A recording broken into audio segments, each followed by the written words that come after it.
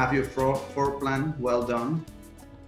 Get yourself a maestro de obra that is good, that you have good feedback, and research your materials.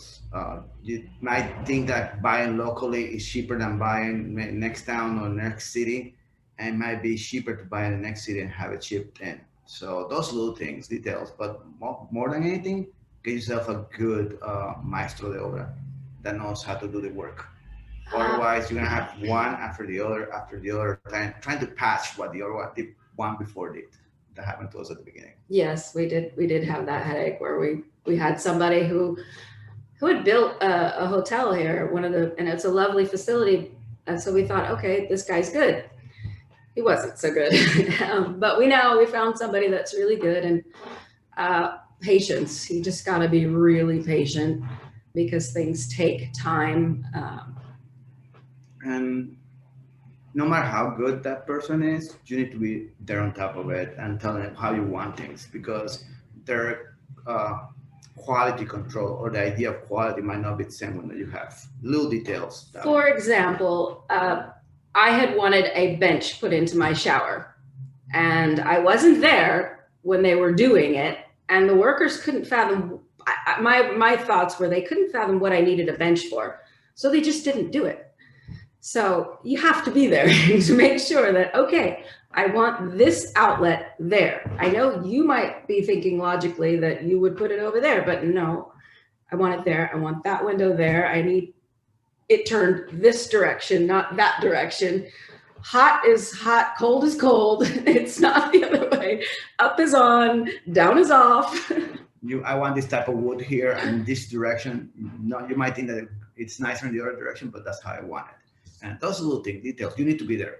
You have to be there, otherwise they might think that their experience is better than yours and do whatever they want. He spent a lot of time driving back and forth from Panama to Santa Fe, weekends, power weekends.